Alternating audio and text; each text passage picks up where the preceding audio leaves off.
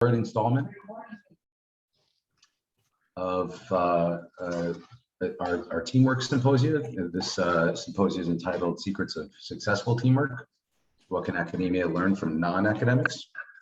And it's a real pleasure and honor to hear from our teams at NASA today, led by Dr. Amy Ross.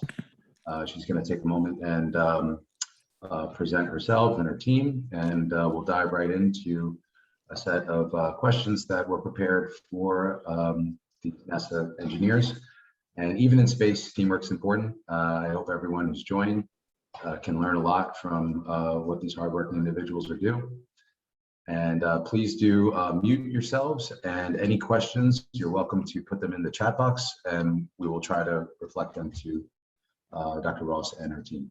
So without further ado, Amy, thank you, and David and Zach for joining us today. And we'd love to hear what secrets that we've had over the years of working at NASA, developing a spacesuit and other types of technology, and what we at academia can learn from these experiences. Thanks a lot. The floor is yours. Sure, happy to be here. I'm glad to be virtually in New Jersey and wherever else folks are watching from. So, quick introduction to myself. Right now, it's a little bit of an interesting situation. I typically am the lead of the Advanced Spacesuit Garment Pressure Garment team at the Johnson Space Center in Houston, Texas. Right now I'm on rotation, so I'm actually working in the Chief Engineer's Office of the International Space Station program, which is very interesting. I'm learning a lot. And it's really helping me, I think, grow and do a better job when I go back to the spacesuit team. But this presentation is written from my leadership perspective as the lead of the spacesuit team. And then I'll introduce David Cox and Zach Fester in my presentation as we go along. And I'm going to ask them to add their perspective, because I put their presentation together, but I come from my not whole in the team, and these guys will have some different things to add, which will be helpful to hear from the different perspectives of lead versus experienced team member versus newer team member. Okay, so we're going to go ahead and get involved. I'm going to not be able to go into presentation mode because that really messes up my screen and what goes on here. But it should be good. So if anybody has any trouble seeing the slides, let me know. But I think hopefully it'll be okay. So I'm going to pull those up now. I'm going to share.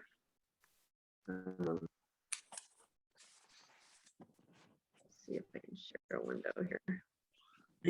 I feel like I'm just rubber stamping things comes in, because I feel like nobody wanted to agree with that opinion, so there wasn't really a discussion.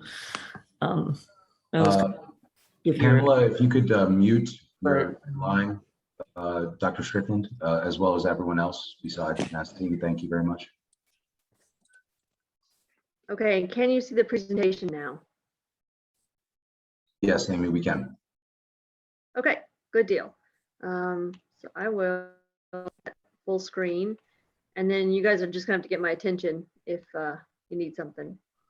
Okay, so we say this a lot at JSC and NASA, on the shoulders of giants, because everything we do builds on those folks that came before us. And that's true in the spacesuit world as well. Just one generation ago, nobody knew what a spacesuit was or needed to do, and they figured it out. And we've just carried on the tradition of, as we go forward into the unknown and new missions, we figure it out, but we also have them to lean on.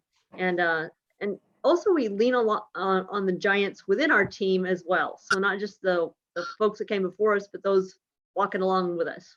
Okay. So I'm gonna do some introductions and kind of an overview of what I'm gonna try to cover. Then I'm gonna give you an idea of what our team looks like, how it's put together. And then I'm gonna get into some of those questions that I was asked to cover for the teamwork discussion, okay? So who are we? So this is the big who. We are, as I said before, not very well, but we are the Advanced Pressure Garment Technology Development Team. So there's a team that does the current suit that we use on the International Space Station, called the ISS, or International Space Station Extravehicular Mobility Unit team. and that's led by a different person, and they do the operations of the day-to-day use of the suit on the space station. Our job is to think about the missions ahead of us and what kind of garments, pressure garments we want to build going forward into those missions. I say pressure garment instead of just suit here to start, because a space suit or an extravehicular mobility unit, EMU, is really made up of the pressure garment and the life support system, the backpack that you have in the back. And so I'm just the lead of the pressure garment, the part that looks and is shaped like a human team. And then there's a different lead for the portable life support system. Okay. And our team is composed of the following types of folks. We have both federal civil servants, right, which I'm one of, as is Mr. Fester. And then we also have support contractors from a variety of different companies. And Dave Cox is one of those folks. He comes from, I think, Wiley, and even a sub of Wiley, or KBR now. Sorry, they changed names. So we have a variety of folks, civil servant and otherwise. And in my team, we try to make it as badgeless as possible. There are some roles that are specifically civil servant required, dealing with procurements and getting the government into contracts and agreements. But outside of that, it really doesn't matter to me if you're working for a contractor or a civil servant. You have a job to do. Okay, because of how NASA hires, we are almost all engineers. You can make a case for me to have some seamstresses, some biomechanists, so various different other specialties would be very useful as well. Some of those we get from outside of our team, other teams that we take their expertise and use it, bring them in and they help us. But in the engineering directorate at NASA Johnson Space Center, they expect to hire engineers, and primarily mechanical and aerospace engineers. And then we also have a group of technicians, and those folks are highly skilled, very capable people that have either got a base usually in the military or have just learned it through experience. Okay, and those are contractors as well. Over time, as far as male versus female ratio, we've swung wildly. For a while, there were 3 of us, and all 3 of us were female. But right now, I would say we're probably a little higher than the average female population that you would see in a university engineering department, for example. Usually in mechanical engineering, that runs about 25%, and we're probably a little over that right now, but it depends on just who's coming in the team. Our age range goes from low 20s to low 60s. At least I'm hoping they're not any older than that. and I'm guessing ages is not my thing. We have some interns that are even younger than that too. So we have to be careful where we do our socials, because sometimes they can't come if we make it at a place with adult beverages. So wide age range, various ethnicities. We are in South Texas. We have folks Hispanic origin, Asian origin, and a variety there. I don't care if you're purple with pink spots. I care if you can get the job done. So that isn't usually a player in my hiring philosophy. And then we have folks on the team, especially now, that range from people like me who are NASA lifers. I started working for NASA when I was 19 years old, and I'm going to retire from NASA. But there are other folks who have come from industry, and we have a lot of energy industry in the area, oil, gas. And so we have some folks from that industry. We have folks that came from other industries. And that's nothing but helpful in general, because they bring different kinds of experience, which helps us to expand our approaches. And then same thing, we've got people from all kinds of different states, all kinds of people, people with all kinds of interests, people with different backgrounds, like Cox is from Jersey, and different experiences. We have a gentleman on our team who went and worked for a year in Antarctica. That's a different kind of experience. We have a gentleman, one of our technicians, who sails, and he brings a lot of different thoughts from his sailing experience to the team. So that's good stuff. A variety of people with a variety of backgrounds and interests is good. Okay. So, let me see. There we go. Now today joining me, as I said, I've got two of my team members. So Dave Cox and I have worked together for several years. Don't want to say how many years, but you can see he's got over 25 years in spacesuits as well. So it's been a while that Dave and I have been working together. He is currently serving as the liquid cooling and ventilation garment lead, as well as the shoulder co-lead for the exploration or exploration EMU or XEMU. And as I said, Dave is from Jersey, so we enjoy Dave, although he's surely been largely acclimated to Texas at this point. Dave, do you want to say anything else to introduce yourself? I'm familiar with Rutgers. I grew up in Edison, New Jersey, so Rutgers is my backyard. Went to Texas for school. Worked in oil for about a year and a half, and then worked as a contractor at NASA since then. Yep, and Dave's done everything from the current EMU through various iterations of our advanced suit work. So he comes with a breadth of not only just experience overall, but also in suits. Yep. Not just deep, but broad. Okay, EVA and then tools. Mr. I did Fester. Sorry, go ahead. What's that, Dave? I was saying I did EVA tools for like 3-4 years too. Oh, okay, cool. Anyway. And then there's Mr. Fester, who is a newer person. You're one of the newest, aren't you, Mr. Fester, as far as civil servant anyway. And he, he joined us through the Pathways intern program, so he had some experience with us prior to actually being a full-time civil servant. He is our boot component owner, which is, I'm going to say, a big job because we hadn't done a lot of work on boots, and we started on our boot work late, not our fault, but just the change in requirements. So he's had a lot of ground to make up in a short period of time and has done an excellent job doing that. He's also serving as our coordinator for crew communication. So we have a monthly meeting with the astronaut office to talk about suits and topics related to that, and he manages that meeting for us. Okay, Fester, anything else you want to add? No, I think that pretty much covers it. Been leading a lot of the testing with the full DVT suit lately too, so there's some test experience with that. Okay, good deal. Yep. So we are still small enough that people get a variety of experiences just depending on what needs done on any given day. So that's what Fester's doing. Okay, let's see. A little bit more, the rest of the journalistic compilation here. So we are located, as I said, at the NASA Johnson Space Center in Houston, Texas. That's the Human Spaceflight Center. And what we do is develop spacesuit pressure garment technologies, components, and architectures. Okay, so we go from little bitty pieces, sub pieces, to actual, say, shoulders, arms, boots, and then whole suits. What different kinds of suits can we put together to think about what, depending on the mission requirements, what kind of architecture works best for what mission.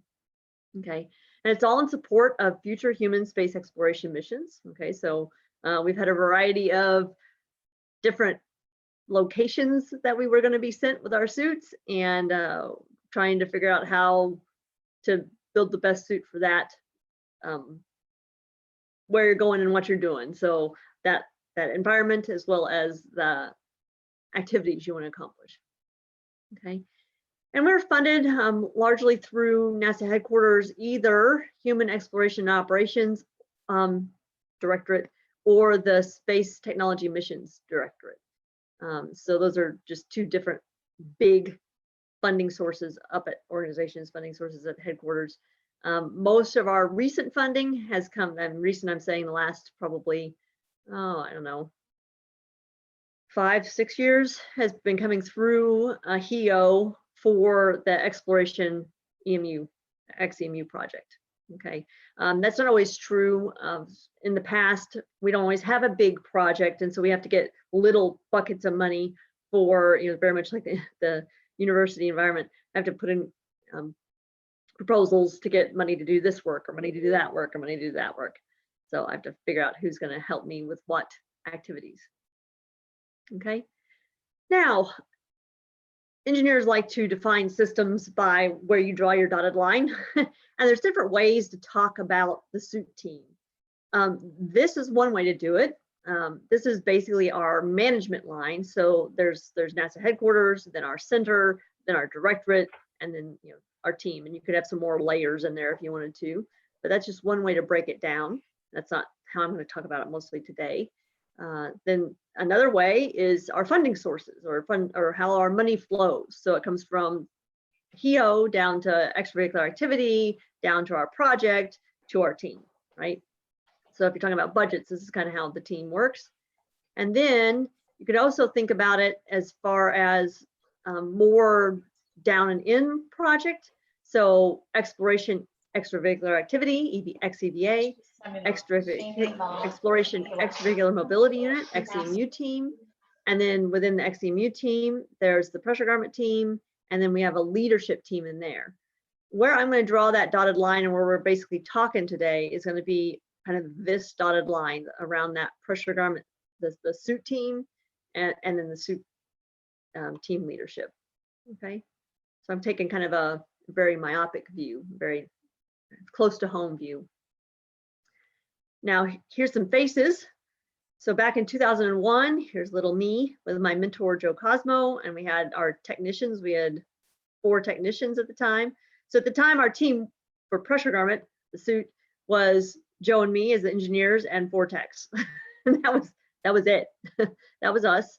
The other folks here are kind of like our headquarters liaison, our thermal team, and then basically the rest of it was PLIS related. Okay, our thermal team was Luis. And then here's in 2015.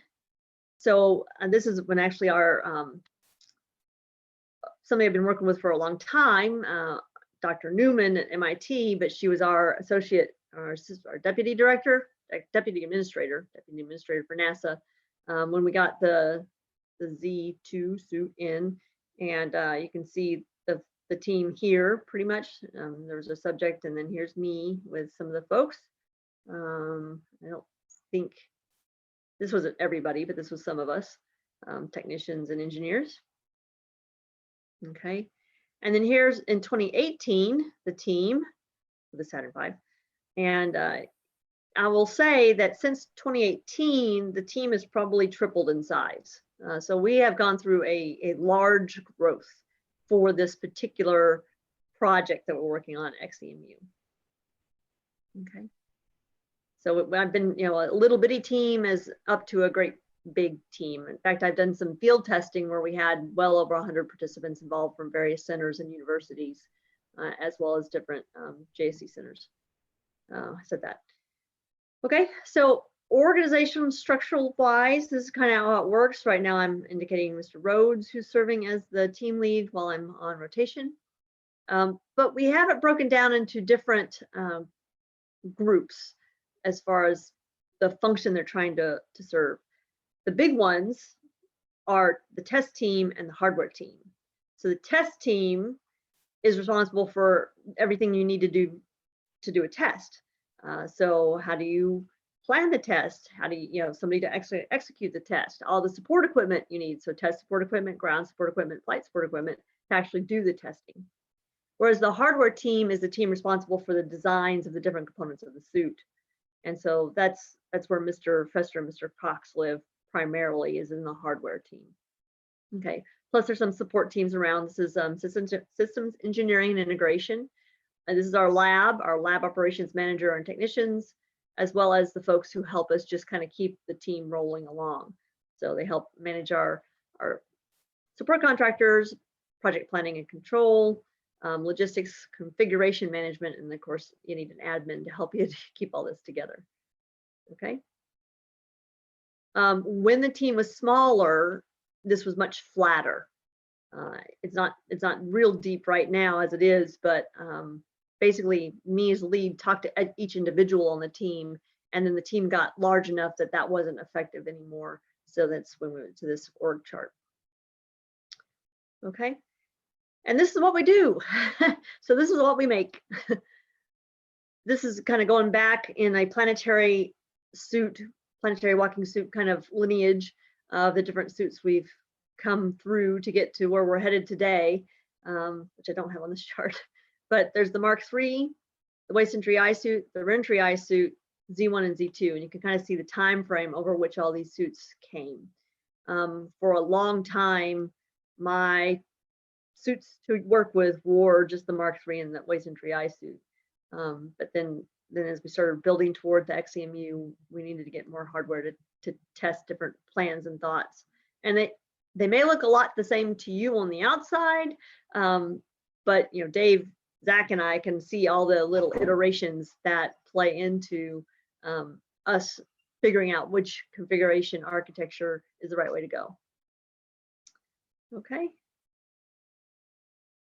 Now, one of the tricky bits about being on the suit team is just all of the interfaces that we have with not only the other components of the overall XEMU, like the portable life support system, info systems, but because the human is in the suit, that means basically anything the human interacts with, the suit interacts with.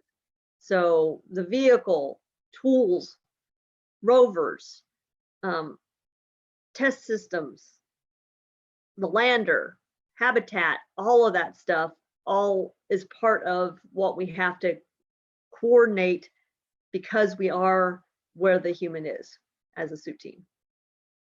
Okay. Dave and Fester, do you have anything to say on that bit there?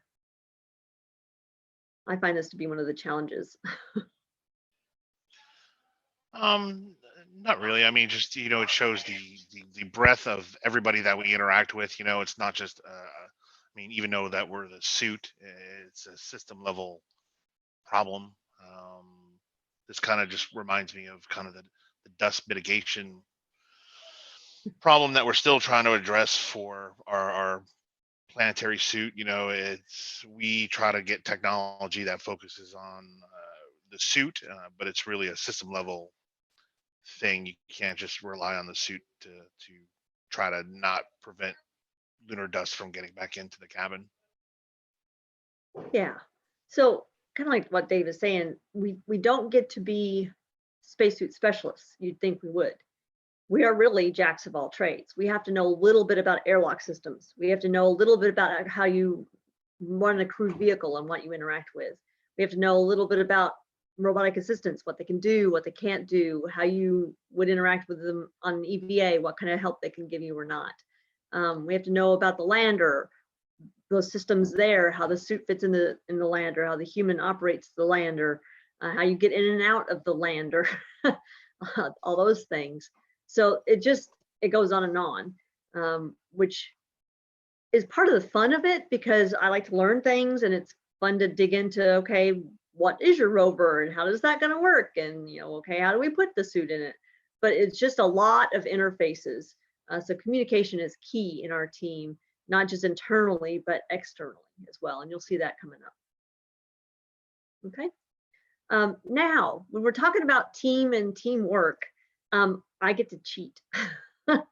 One of the best things about working at NASA is that people are here because they want to be here. People want to work on human spaceflight. And so I get to skip the step in general about getting people motivated to do their work, because the people I've come across at NASA, not just on the suit team, but pretty widely, are super motivated to do the work. They may have different ideas about how to get that work done based on their perspective, but in general, we're all still really wanting to get the mission accomplished, which is really helpful because you can always come back to that and say, hey, okay, what are we trying to do here? What's the thing that's going to get this mission accomplished? And that kind of brings everybody back together and problem solving. So that's a nice cheat that I get to have in building a team and getting teamwork done. Now on the leading a team part of it, and I'll talk to this, but we'll see if what Dave and Fester have anything else to say.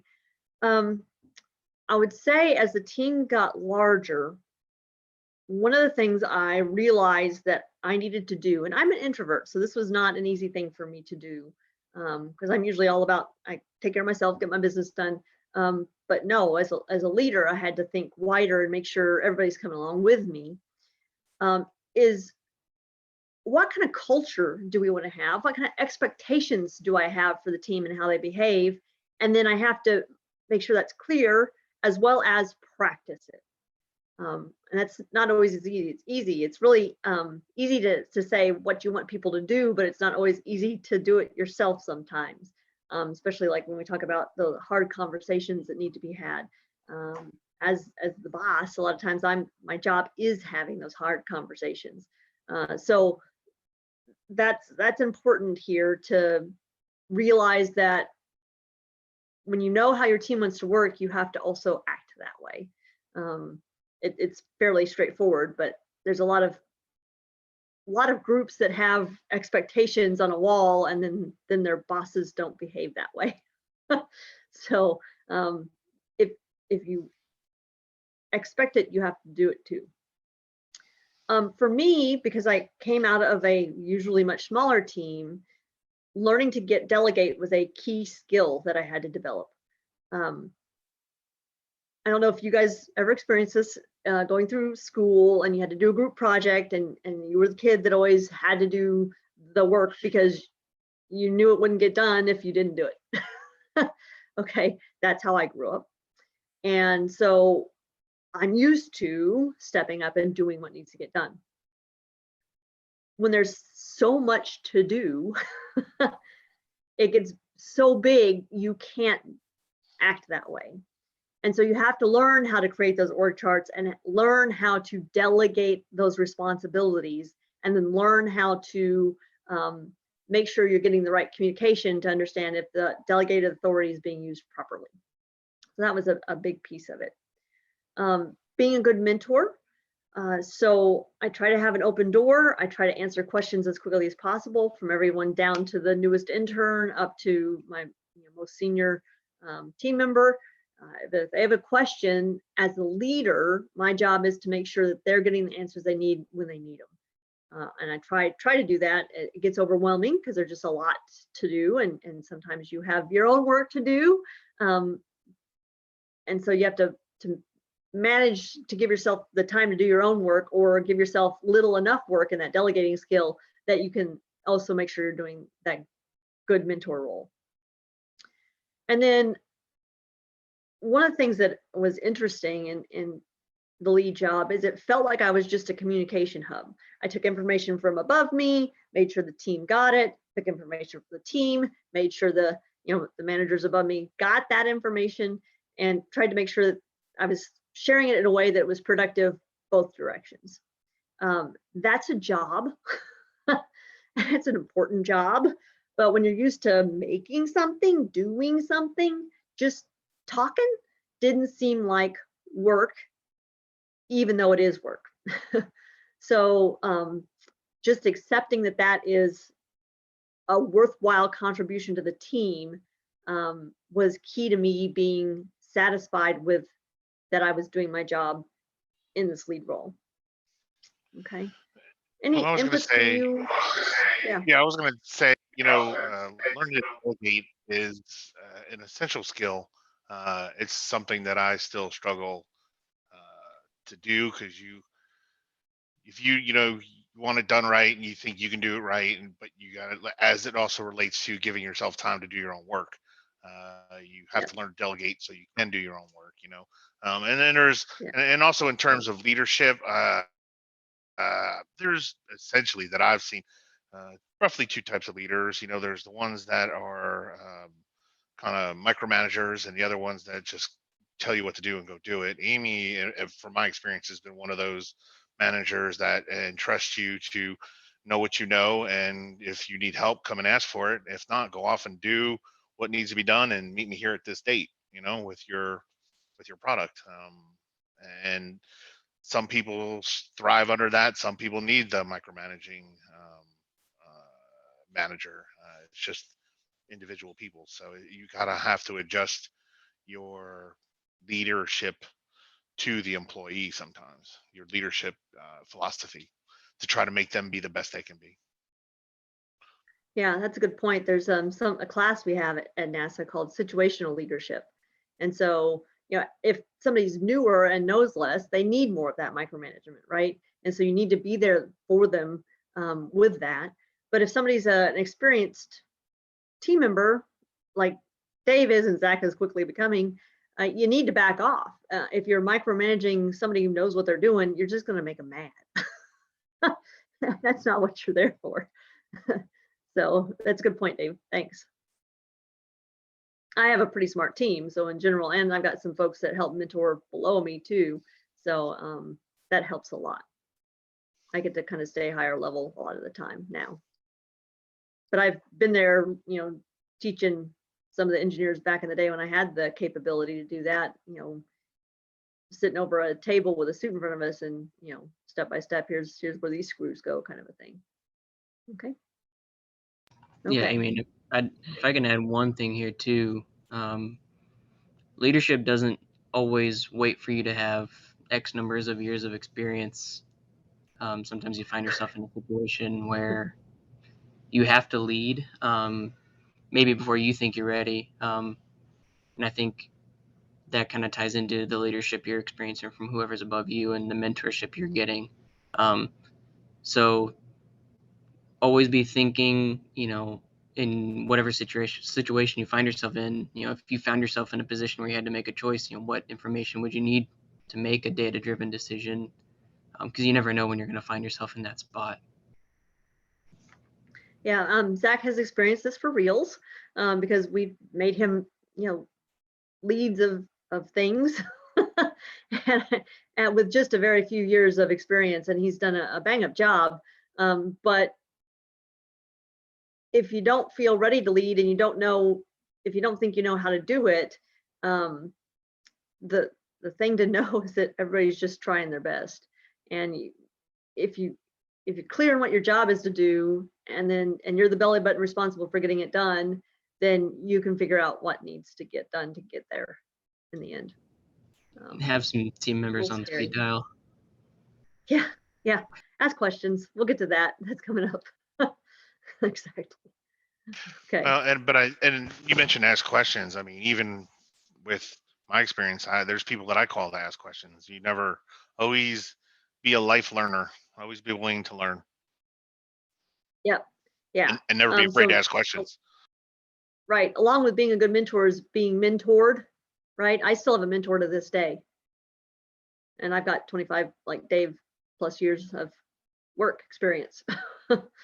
Because you keep learning. If you're doing things right, you keep learning and keep doing different things. Okay. Now, we were asked about small teams versus larger teams, and I've seen both. So on the order of, like I said, 2 engineers and 4 techs to well over 100 people. On smaller teams, they have certain advantages, right? And I've spent a lot of time with smaller teams, and so I enjoy the advantages of a smaller team, which include that communication is very easy because there aren't very many people to communicate amongst.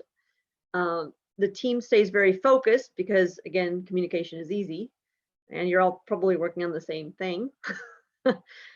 And if you've got the right people on the team, which is key, then teamwork comes pretty naturally. If you're usually co-located, usually working together daily, and you don't have a real left field personality going on, this just kind of happens. So that's nice. There's a very flat organization again, which is because everybody's just talking to each other because communication is easy. The difficulties are that you can only do so much with a small team, right? And that's why NASA has big teams, because we do big things, and big things just take a lot of people. And so that's why you need to deal with some of the disadvantages of a big team. And you can't just stick with these small team advantages all the time. Also, when you have a small team, for example, when Joe was out, he took a month off every fall, and then I was it, And there would be people that would come into the office and ask me about something that he had going that I knew nothing about. That's just the way Joe worked. I couldn't back him up on that unless I had done a really good job of asking a lot of questions and I had his phone number. So in between those two things, we usually didn't let things get too far behind. But you know, I definitely wasn't a solid backup for Joe. So, you know, with a bigger team, you can do more cross training and you can help that situation so the team can keep rolling along and people can take time off without having a big impact. Okay. Now, big teams, you know, the benefit there is you can get a lot done, a heck of a lot done. We've done amazing amounts of work over the last couple, 3 years. It's just mind-boggling, really. And you know, I can go do a year rotation and the team can keep going without really much trouble. I say that, poor Richard, he wouldn't see it that way. But you know, because we've got a lot of different people with a lot of different skills and they've done cross training, so they're able to fill in holes. But as you saw with the org chart, you start to have to work at communication because you have to organize a team in a different manner because the lead can't talk to everybody every day. Okay, so you have to start having chains of communication that work for you. It also then requires, because you know the team can get disjointed if you don't have a strong message to keep everybody focused. Okay, and to help people make priority calls about what needs to get done and how. Okay. Also, teamwork may not come naturally. If you're a small team and a new person comes in, you get to know them pretty fast and you can mentor them directly. But as you get a larger team, you have to approach building, nurturing teamwork with new approaches. Okay, so making sure there are mentors assigned to people and making that very explicit. Doing socials to build teamwork, to get to know people. Because when you know people as people, you start to build those relationships, you can start to trust those people, and you can start to feel like they're us, right? And you build them in as part of the team. Okay, as well as building their knowledge base just for the work. And then the leader, because we are no longer a flat organization, is more removed from the team, which as the leader makes you feel very antsy, but you have to trust in the fact that you've delegated responsibility to good people to manage their pieces, and they will communicate and bring to you things that you need to hear. Okay, so there's a significant amount of trust that is required as you delegate work. Okay, and sometimes you have to go on faith a little bit because you maybe don't know those people as well as you'd like as you are hiring new people to expand the team. But that's where mentoring comes back into being really important. Okay, any other thoughts there, guys? I know, Dave, you've seen small and big. No, not really. I mean, like you said, it's a different dynamic. Sometimes a small team can be more effective than a big team, and you know, of course, vice versa. You have more people that you can lean on with a bigger team, more resources, more people to ask questions. You know. Yeah, and I would go with Dave in that keep the team as small as you possibly can to get the work done effectively without burning your people out. Because just the more people you have, the harder staying focused becomes and staying together becomes. Okay. Well, then, like you said, communication as a team gets bigger, you have to have good lines of communication just to ensure that everybody stays on the same path. Yeah, and we'll talk about that here a little bit more. Okay. Okay. Okay. Now, as a team, you need to pay attention to both individual and team accomplishments. One thing as a leader that I had to learn to do, because I'm very much, if it's done, it's done. And I don't stop to smell the accomplishment roses. I just move on to the next thing because there's more to do. it's not done till it's all done. Good Midwest work ethic. You have to stop. You have to go, look, we did this. You can point to it. You can, hold it. You can see, feel, and just everybody, we did this because it took everybody. And so we all need to stop and go, wow, look at all that work we got done. We did this. It just is a good thing to stop and do, because otherwise you can keep working and working and feel like you're not getting anything done when you of course are. So stopping to acknowledge the accomplishments, even if it's just sitting there and talking about it for a minute in a meeting, is important. And even sometimes acknowledging the individual accomplishments, just a little, hey, good job every once in a while can really change someone's attitude or enlighten them. Yeah. Or make them So, happier with what they're doing. Right. I mean, just as important as going, hey, team, we made this big accomplishment. It's going, hey, Dave did a great job getting that statement of work written. Hey, Fester did a great job handling that tough topic in that meeting yesterday, right? I remember as a small child loving to get the little smiley face sticker on my papers, right? And I loved school because I loved getting those stickers, and I worked for that. Adults aren't that much different. If you acknowledge and support them in the daily things that they do, the bad days are easier to take and the good days are better, right? And sometimes people just need to know that you see it and that it actually did help, right? People work hard, but until you go, hey, that made a difference, they don't always get to accept for themselves that the work they're doing is, significant. So, I mean, little things, it helps. I've had people tell me that comment that I provided in a meeting was really meaningful for them. And I gotta say, sometimes that's the best thing that happened in my day was that I actually contributed it. So it's good to feel those things. We need that. Just like me with my smiley face stickers. And then one of the things that I like, because it means more to me when one of my coworkers tells me that they really appreciated me doing something versus my bosses somehow. I encourage team members to recognize each other in the things that they've done. And I learn a lot about the team from what comes out from that. And like I said, the team members really appreciate that their coworkers recognize their contributions. Anything, Zach, do you have to say here? Yeah, I think especially when your performance metrics either have like a long lead time from when you actually made a choice, whether technical or programmatic or contractual, having someone with more experience on your team give you that feedback that, hey, that was the right call, or this is going to result in something positive for the team, I think helps new people especially. Yep, some confirmation. Yep. Yes, and we do work on very long-term projects.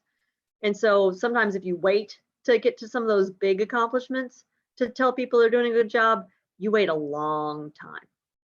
So you got to stop along the way and let people know they are doing it. Okay. Next is teamwork in a specialized team. So the way I approached answering this question was that we have some general principles, and we've been talking about this all the way through, that we use to build good teamwork in the suit team. One, and maybe I don't even have this here, is that, well, I do kind of at the bottom. We recognize that people don't come in just knowing about spacesuits. We recognize that you're probably pretty clueless, to use that phrase, about spacesuits. The fact that we acknowledge that up front openly to people as they come into the team, I think allows them to feel free to acknowledge their ignorance. And ignorance is okay as long as you're willing to replace that with knowledge, right? And so we do have this down here at the bottom. I'll start there with the ask, don't assume. Since you don't know, ask questions. We will not, hammer on you for not knowing something. We will hammer on you for not asking when you should have, right? Don't just assume you know things. Don't just assume you know how things work. You got to ask, and we will teach you. But if you haven't And I learned think that, or that's you a, don't know that, yeah, go ahead, Dave. sorry, Amy. I was gonna say, I think that's it's a super important point, even though it's at the bottom there. Being an engineer and working with mechanical systems that can be pressurized or energized, or just never assume. That's how someone gets hurt, and you don't want to be responsible for that. So never assume, ask questions. Right. Yep. And that goes along with basically with this personal integrity bullet I have here. What I mean by that is I'm not hiring you for your expertise in spacesuits in general, right? Because people just don't have it today. So what I am hiring you is your character. I'm hiring people I can trust. And then I will teach those people that I can trust the rest, right?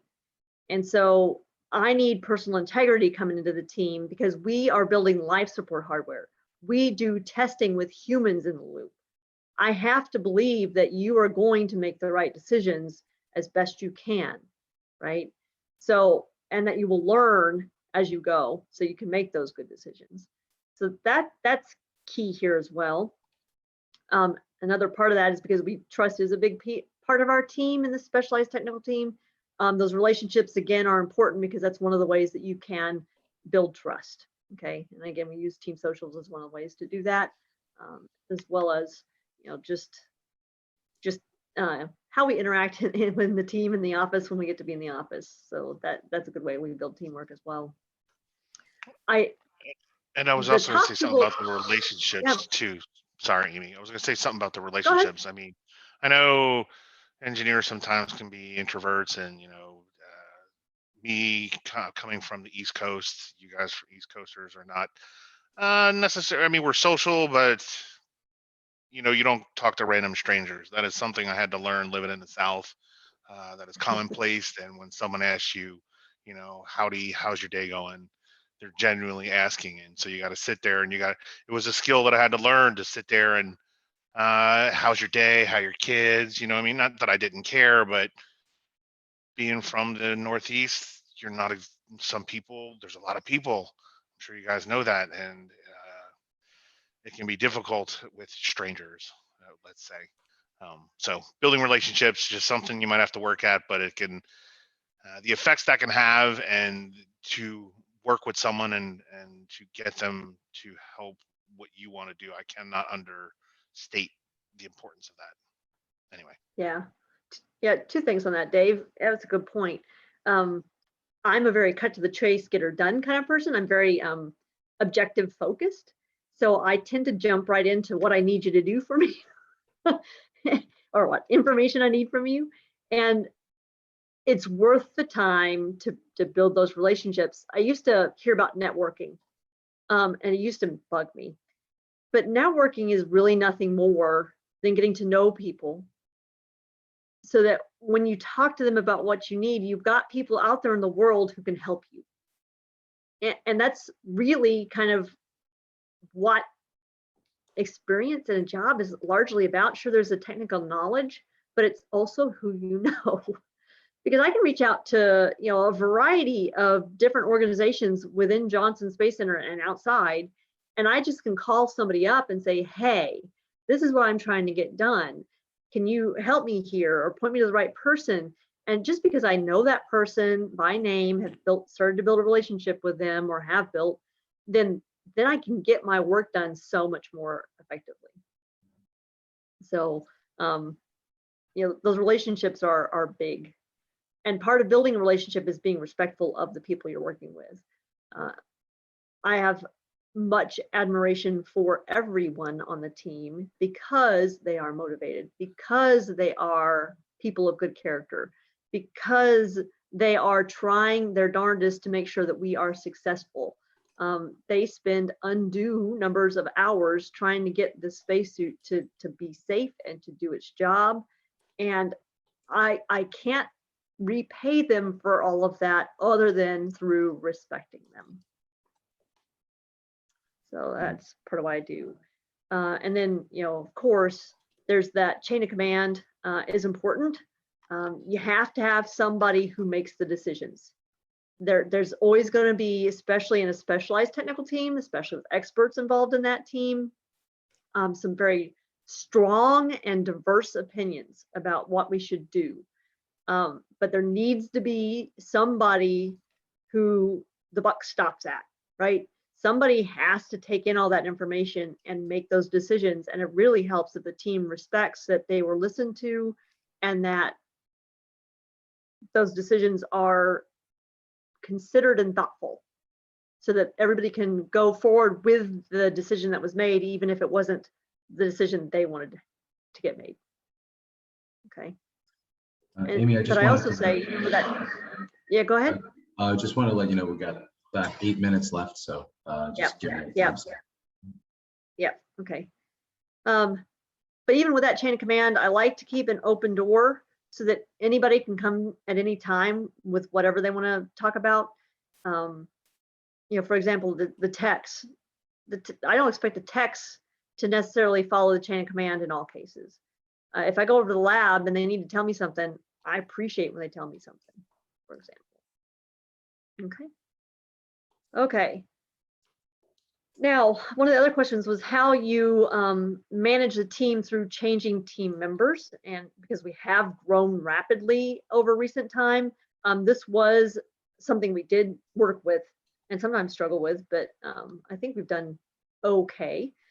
When you have that small team, the team's objectives and philosophy is very easy to transmit amongst the team members, right? But when you have a bigger team, it became important to basically write expectations down. You needed to put it in front of people that this is how we go about our job. And I'm not talking about how to do your job, but I'm talking about the philosophy, the priorities with which we work our job, and expectations, right? Personal integrity, those kinds of things. That's what we have to write down and make sure people understand this is how the suit team behaves, okay? Because we are working on life support hardware, okay? Because safety is key to what we do. And then each time we add some people, it's not a bad thing to make sure that not only does the new person know about the culture, but just reinforcing that with the whole team. It's good to see those things over and over again. And that also makes everyone aware that, I know, we all have these expectations and we're all responsible for them. Okay. So just making sure that, feeding the team culture is a group activity. Again, the mentoring is important and the cross training really helps here too. So I do expect the team leads and then sub-team leads to mentor their people. So if they've got a newbie, they need to be checking on them, right? And then I'm checking from the top down to make sure those new people are getting what they need. So mentoring is an expectation. And then the cross training helps, I think, respect across the team, but also, again, with that big team, we need to be able to take when somebody's out for maternity leave for 4 months or whatever. So that's one way you can help make sure that if you add people or you lose people, that it's not as big an impact as if people were single point failure. Okay. Let's see. Now this one, and this is one, guys, that I'm going to ask for input here. One of the questions that I thought was really interesting was the conflict resolution and communication. So when somebody's having an issue, when it's down and in the team, when there's somebody who's causing problems within the team,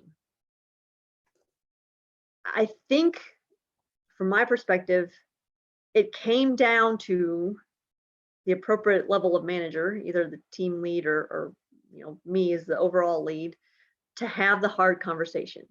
You need to have people leading who are capable of having those hard conversations. They're uncomfortable, they're no fun, they're hard to do, but if you aren't willing to address the problem, the problem will never get solved. Okay. I've had some of those to do, and it's hard to give people the negative feedback.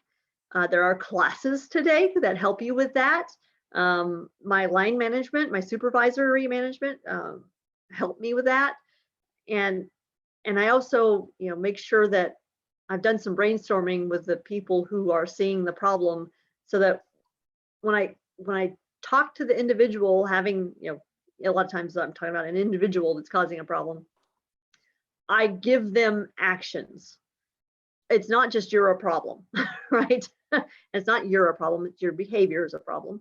And here's what we need to do about it. And here's how you're going to be held responsible for doing those things about it, right? There needs to be an action plan with follow-up. So that's part of having those hard conversations. Now, when it's up and out, like there's somebody that's trying to support you or somebody that's been asked to provide contributions to the team, and they're a problem. One of the things I've learned is that usually you're not the only one having that problem. Unless it's really just a sheer personality conflict. And we have some of those, but not a lot of those. Usually the troublemaker isn't just your own problem. Usually there's more than you involved. So one of the things that I do is I elevate it. If I'm having that problem, I make sure my boss knows that that's a problem, and then they've usually heard it from somebody else as well.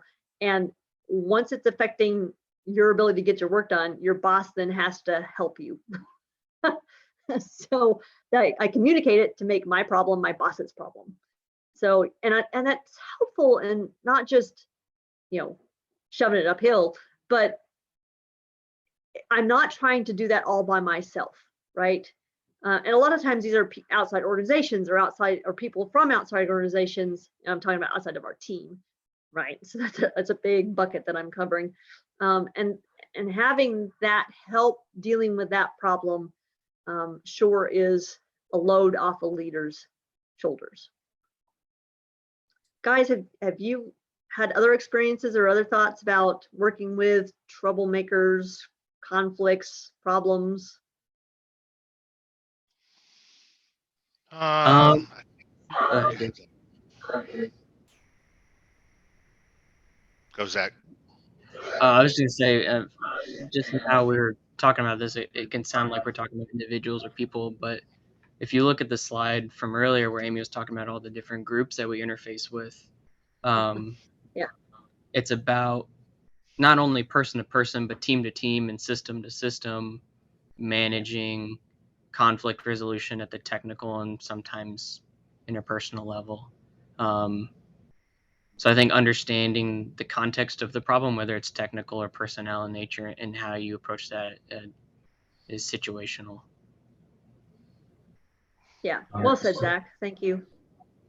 So Amy, we are out of time. For those of you who do have to leave to your next meetings, please do. Thanks for joining. We can share a couple of maybe last words, Amy, Zach, and Dave. Just if there's some key points you'd like to share.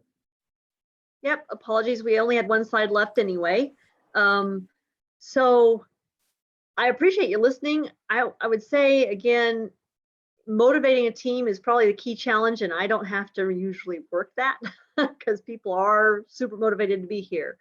But it's like a family. You just need to make sure you're talking You need to make sure people feel appreciated. You need to make sure everybody understands what the expectations are. And once you've done that and built your relationships, teamwork isn't that hard, but it does need to be constantly addressed.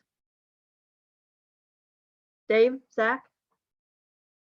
I would say cultivate relationships and always be a life learner. Always be willing to learn. Always be willing to teach others.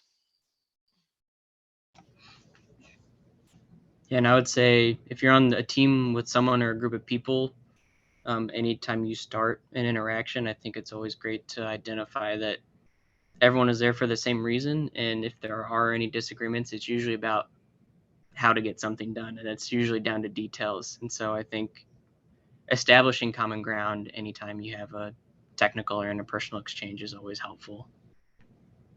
Yeah, that's a good one, Zach. Yep. Thanks, Dave. Very good. Yeah, I mean, the teamwork story is largely the same because it's people and you're dealing with people.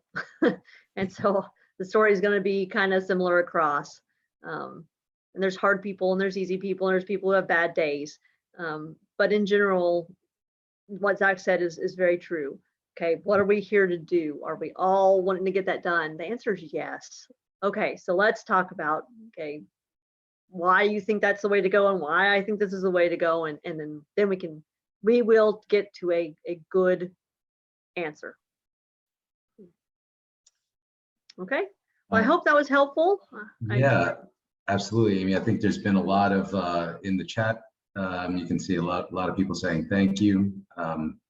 I think there's been some absolutely unique mantras that we've learned from you and the others at NASA. And so, you know, if I can kind of summarize the group, I just want to continue to express, you know, our sincere thanks for joining us today and sharing your experience, and wish you all the best from Rutgers University. And David, you'll always be a New Jersey person no matter where you go. So keep an eye out for us. Thank you all for joining, and please do send your best in the chat. In 2 months from now, we'll be having our 4th installment of this teamwork symposia, and we'll be putting out announcements there. It's going to be actually about music and some of the teamwork that takes place within an orchestra. So we hope you enjoy. And thanks again to Amy, Zach, and Dave. Have a great start to your fall. Yep. Thanks, guys. Appreciate your support. Yep. And thank you for having us. Thanks for having us. All right. Fantastic, folks. Take care. See you soon. Thank you. Bye-bye. Bye-bye.